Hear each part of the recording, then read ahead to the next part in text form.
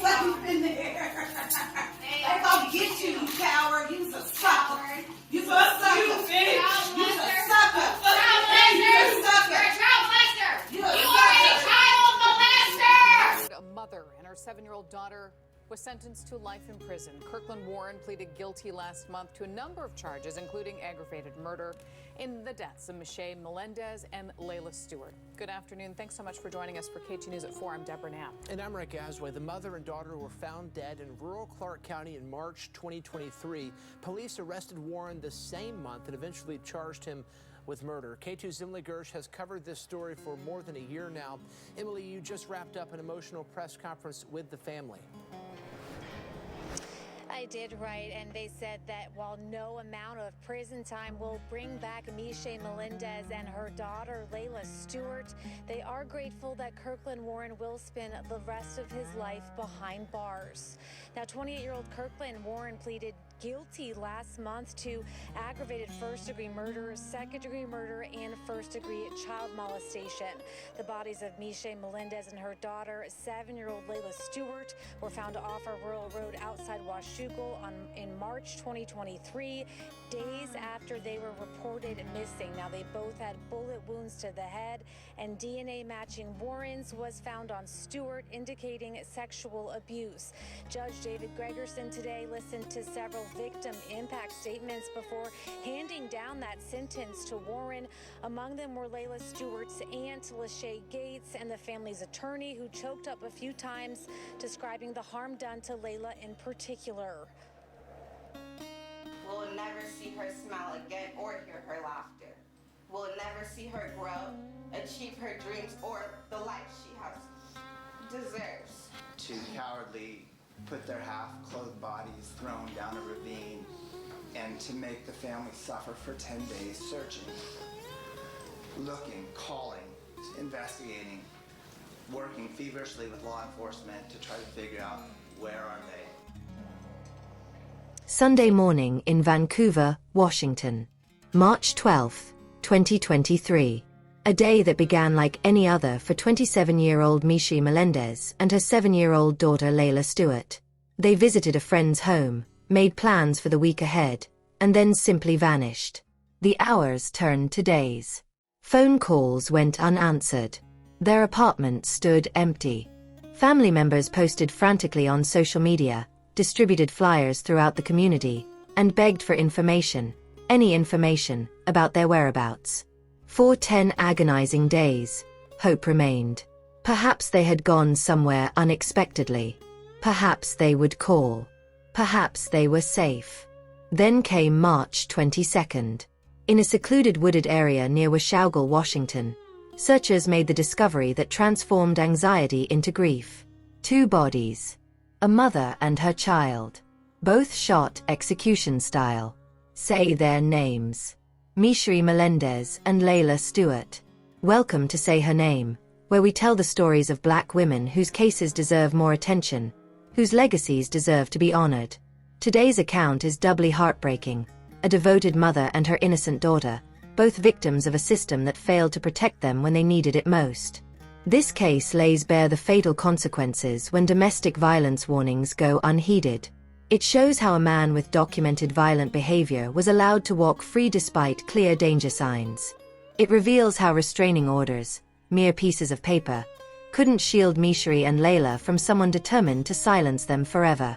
The man responsible, Kirkland Warren, was already facing serious charges and had violated a no-contact order multiple times. Yet he remained on the streets, free to commit an act of violence so profound it shook an entire community to its core. As we examine what happened to Meshay and Layla, we confront uncomfortable questions about how our justice system handles domestic violence cases, especially those involving women and their children. We ask why their danger wasn't taken seriously until it was too late. Where are you watching from today? Let us know in the comments as we honor the memory of Meshay and Layla, whose stories deserve to be known, whose names deserve to be spoken, whose lives, however brutally cut short, matter deeply.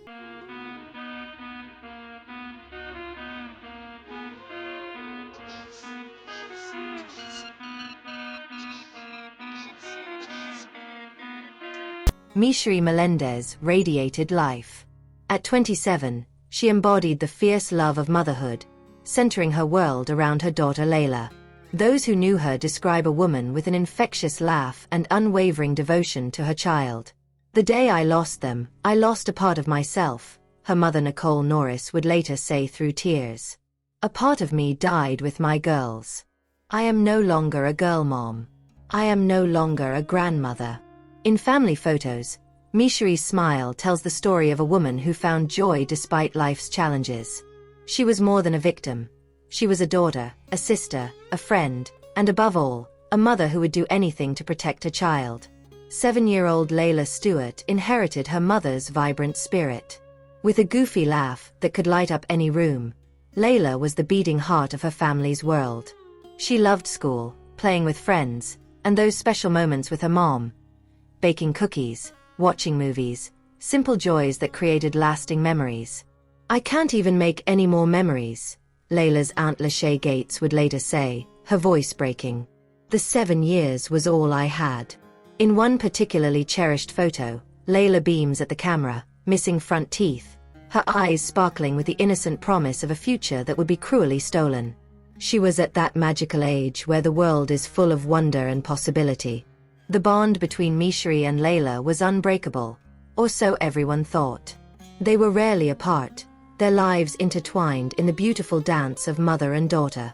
Family gatherings were brightened by their presence, Layla often clinging to her mother's side, secure in the knowledge that she was loved and protected. But behind this portrait of maternal devotion lurked a shadow. Meshay had become entangled in a relationship with Kirkland Warren, a man whose history of violence should have been a blaring warning siren. What began as romance had deteriorated into control, intimidation, and fear. Like many women trapped in cycles of domestic violence, Meshay tried to protect herself and her daughter through legal channels. She sought restraining orders. She reported threats. She did everything society tells women to do when in danger. The system promised protection. The system failed. In the weeks before their disappearance, friends noticed changes in Meshay. She seemed more withdrawn, checking her phone constantly, looking over her shoulder. These subtle shifts in behavior, classic signs of someone living under threat, went from concerning to prophetic in hindsight. What makes this story all the more heartbreaking is how close Meshay came to breaking free. She had plans. She had dreams. She had begun to imagine a life beyond fear, a future where she and Layla could thrive without looking over their shoulders. That future was stolen on March 12, 2023. A Sunday in Vancouver, Washington. The kind of early spring day that promises renewal, trees beginning to bud, temperatures warming, daylight stretching longer. For most residents, it was simply another weekend drawing to a close. For 27-year-old Meshay Melendez and her 7-year-old daughter Layla Stewart, it would be their final day on Earth. The morning began ordinarily enough. Meshay and Layla visited a friend's house, a routine social call that would later take on profound significance as their final confirmed sighting where both were conscious and alert. The friend later told investigators that nothing seemed unusual during the visit. Meshay appeared to be in good spirits, discussing everyday matters and making casual plans for the week ahead. Layla, with her infectious smile and boundless energy, played and laughed as any 7-year-old might on a Sunday morning. They left the friend's residence with no indication of distress or fear. No one could have known that within hours, their lives would be violently extinguished. What happened after they departed remains largely unknown. No security footage captured their movements. No witnesses reported seeing them elsewhere in Vancouver that day. The mundane details of their final hours, where they went, who they may have encountered, what they discussed, vanished with them. Meshay's phone activity ceased abruptly that afternoon. Her typically active social media accounts fell silent. Friends who texted received no responses. Calls went straight to voicemail. The digital footprint that most modern lives leave behind simply stopped, as if someone had flipped a switch. Around 3:30 p.m., a critical witness, an acquaintance of Kirkland Warren, reported seeing something deeply troubling. This witness would later provide investigators with the last known sighting of Meshay and Layla alive, and what they saw painted a disturbing picture. Meshay was passed out, in the passenger seat of Warren's red Mercury Milan. The witness described her as completely unresponsive, not sleeping, not drowsy, but unconscious. This detail would later take on sinister significance as investigators pieced together the timeline of events. What happened next chills the blood. Warren entered the acquaintance's home and emerged with Layla. The little girl, likely confused by her mother's condition, was placed in the back seat of the car with her unconscious mother. Warren then drove away.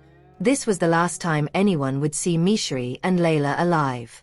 The witness, who initially thought nothing of Meshay's condition, perhaps assuming she was tired or unwell, would later realize they had witnessed the prelude to murder. This moment, a child being led to a car where her unconscious mother waited, represents the precise point where two lives slipped from the ordinary world into darkness. By the following day, March 13th, alarm bells were ringing for Meshay's family. Calls went straight to voicemail. Text messages remained unanswered. For a woman who stayed in regular contact with her loved ones, this silence was deafening. Nicole Norris, Meshay's mother, knew immediately that something was terribly wrong. A mother's intuition, that inexplicable knowing, told her that her daughter and granddaughter were in danger. She would later tell authorities that Meshay would never go silent, especially not when it came to matters involving Layla. "The day I lost them, I lost a part of myself," Norris would later write in a statement to the court. "A part of me died with my girls. I am no longer a girl mom. I am no longer a grandmother." Friends began comparing notes, trying to establish when each had last heard from Meshay. The consensus quickly formed. Something was wrong. This wasn't like Meshay, who was reliable and responsive, especially regarding matters involving her daughter. By Monday afternoon, family members filed a missing persons report with the Vancouver Police Department. The initial response followed standard protocol for adult missing persons cases: limited urgency, questions about whether Meshay might have left voluntarily, suggestions to wait another day in case she reappeared. But those who knew Meshay insisted this wasn't a case of someone choosing to disconnect. She would never leave without notice, especially not with Layla. She would never willingly miss work or keep her daughter from school without communication. As official channels moved with bureaucratic caution, family members launched their own search efforts. They visited Meshay's apartment, where they made a disturbing discovery. The residence showed signs of hasty departure, lights left on, personal items that Meshay would normally never leave behind, including Layla's favorite stuffed animal. The days that followed were a nightmare of escalating dread. On March 18th, nearly a week after they were last seen, police conducted a welfare check at Meshay's apartment. What they found only deepened the mystery and heightened concerns. Meshay's dog was inside, barking frantically, clearly unfed for days. The apartment showed no signs of packing or planned departure. As concern mounted, attention inevitably turned to Kirkland Warren, Meshay's ex-boyfriend. Their relationship had been marked by documented incidents of violence and threats. Court records revealed a troubling pattern that should have raised red flags throughout the system. Warren had previously been arrested for assaulting Meshay, leading to a no-contact order that was supposed to keep him away from her and Layla. Despite this legal protection, Warren had violated the order multiple times in the weeks leading up to their disappearance. Each violation represented a missed opportunity for intervention. Most alarmingly, Warren was already out on bail for serious charges when Meshay and Layla vanished. Court records would later reveal he was facing a murder charge from 2017 in Arkansas, a fact that raises serious questions about how he was free to commit these crimes in the first place. Meanwhile, Warren's behavior raised red flags. Cell phone records would later show him traveling to remote areas outside Vancouver. He made suspicious purchases at hardware stores. He began selling his possessions. These were the actions of a man with something to hide, a man preparing to flee. As days stretched on without word, the search intensified. Flyers with Meshay and Layla's faces appeared across the community. Social media campaigns spread their images far and wide. Volunteers combed parks, wooded areas, and abandoned properties. All the while, Warren maintained his innocence, claiming he had no knowledge of their whereabouts. He even participated in search efforts, a calculated performance designed to deflect suspicion. This behavior, inserting himself into the investigation while knowing exactly what had happened, reveals the depth of his depravity. 5 days into the disappearance, police officially named Kirkland Warren as a person of interest.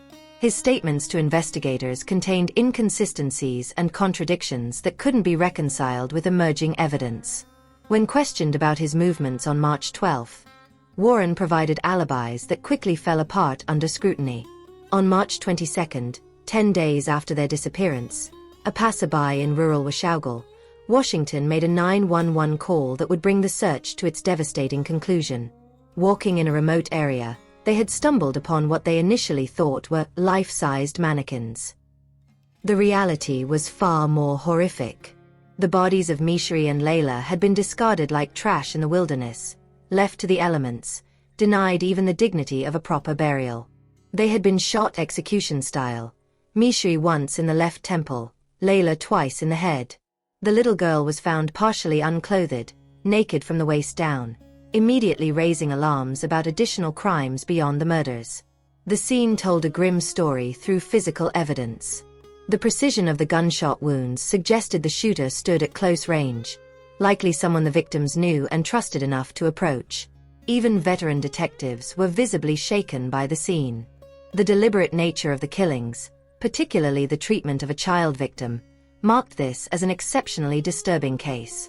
The medical examiner would later determine they had likely been killed shortly after they were last seen on March 12. For 10 days, while family and friends searched and prayed for their safe return, Meshay and Layla had already been silenced forever. The restraining order that was supposed to protect them was found in Meshay's possession, a stark reminder of how legal documents alone cannot stop determined perpetrators. The system had failed them completely, and now a community was left to grapple with questions of how such a tragedy could have been prevented. As investigators processed the crime scene in Washougal, the evidence against Kirkland Warren mounted with devastating speed. Tire tracks matching his vehicle. Cell phone data placing him in the exact location where the bodies were found. A gun registered to him that matched the ballistics report. But it was DNA evidence that would reveal the most shocking aspect of this already horrific crime. Forensic analysis indicated that 7-year-old Layla had been sexually assaulted before her murder. Semen matching Warren's DNA was found on the child's body, an unspeakable violation that added another layer of depravity to his actions.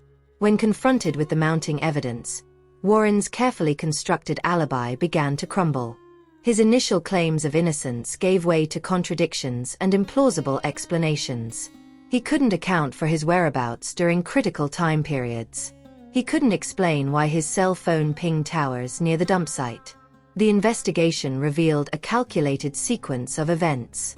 Warren had likely rendered Meshay unconscious, whether through drugs or physical assault remains unclear. He then collected Layla, driving them both to a remote location where he committed the unthinkable. After the murders, Warren methodically attempted to cover his tracks. He disposed of evidence, cleaned his vehicle, and created false alibis. He even had the audacity to console Meshay's grieving family while knowing exactly what had happened to their loved ones. Court documents show Warren later claimed he and Meshay were arguing about his second cell phone when she fumbled with a gun and accidentally shot her daughter twice, then herself. This absurd account, suggesting a mother would shoot her beloved child and then herself, was quickly dismissed by investigators based on the forensic evidence. Warren also claimed he had given the .22 caliber pistol to Meshay due to her line of work, and was under the influence of marijuana, mushrooms, and cocaine when the killings happened. He said he downed a bottle of prescription painkillers afterward, but then threw them up and drove to the home of his wife, Monet Tyler Warren, where he hid out for a few days. This narrative, a desperate attempt to shift blame to the victim, collapsed under the weight of physical evidence and the timeline established by witnesses and cell phone data. Probable cause statement. On Friday, Kirkland Warren, the man charged with abducting and killing a Vancouver mother and daughter, went before a judge in Clark County to face a new allegation: rape of a child. In this matter, I found there's sufficient evidence to believe you committed this crime. Meshay Melendez and 7-year-old Layla Stewart went missing mid-March, last seen in a car with Warren. On March 22nd, deputies found the bodies of mother and daughter near Washougal. Investigators say both had been shot in the head. Prosecutors later charged Warren, already in jail at the time, for a parole violation with 2 counts of first-degree murder. Warren pled not guilty on both counts. Then test results of forensic evidence processed by the Washington State Patrol Crime Lab came back this week, leading to the additional charge. She's definitely broken. Outside the courthouse, friends and advocates of the family tell KGW they're shocked, saddened, and continuing to fight for justice. Since hearing the news yesterday, it's been mind-boggling to think what he did to this 7-year-old little girl. Now, as for the suspect, Kirkland Warren, he remains behind bars awaiting trial, which is set to begin in January. He also has a pending murder charge in Arkansas. Brittany? It's just disturbing. Thank you so much, Alma. As the case against him solidified, Warren was arrested and charged with 2 counts of first-degree aggravated murder and 1 count of first-degree child molestation. The evidence was overwhelming, the case airtight. Facing the prospect of a trial that would expose the full extent of his crimes to public scrutiny, Warren made a calculated decision. Just before proceedings were set to begin in September 2024, he entered a guilty plea to the murders and an Alford plea to the molestation charge, a legal maneuver allowing him to accept conviction while still technically denying guilt. This plea spared Meshay and Layla's family the trauma of a trial, but it also denied them the full accounting of what happened in those final moments. Some questions will forever remain unanswered, some details mercifully unknown. On October 8, 2024, in a Clark County courtroom packed with family members wearing shirts bearing photos of Meshay and Layla, Warren was sentenced to life in prison without the possibility of parole. As he exited the courtroom in handcuffs, some shouted at him, calling him a child molester and a coward. "I can't even make any more memories. The 7 years was all I had," Layla's aunt Lachey Gates said outside the courthouse. "And it's all because of Kirkland Warren. And I want him to suffer every single day. I want him to be hurt like I've been hurt." What we do know with certainty is that 2 beautiful lives were extinguished by a man who should never have been free to harm them. A man who had shown every warning sign of deadly violence. A man the system failed to stop. Devastation and hopefully healing. Family and friends of a Vancouver mother and daughter who were killed coming together to 27-year-old Meshay Melendez and 7-year-old Layla Stewart's memorial.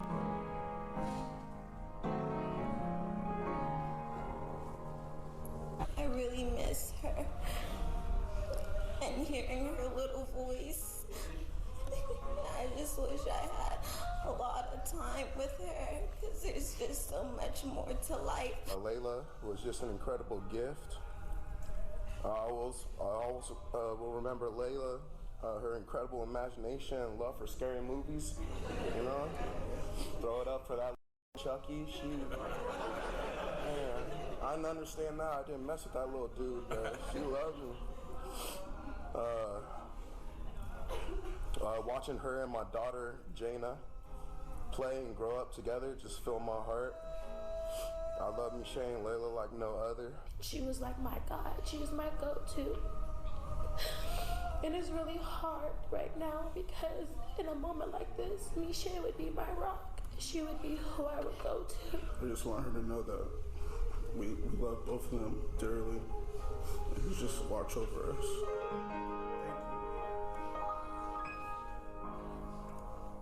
Meshay and Layla were buried. What do you think could have been done differently to protect Meshay and Layla? Share your thoughts in the comments below. Meshay and Layla's story is tragically one of many. Women and their children continue to face disproportionate rates of violence, often with less media attention and institutional support. By telling their story, by saying their names, we refuse to let them be forgotten. Meshay Melendez, Layla Stewart. Their lives mattered. Their deaths matter. And the lessons from their story could save lives. If this video has impacted you, please consider sharing it to spread awareness. Subscribe to Say Her Name to ensure more stories like Meshay and Layla's reach the audience they deserve. Together, we can honor their memory by fighting for a world where such tragedies never happen again. Say Her Name. Meshay Melendez. Say Her Name. Layla Stewart.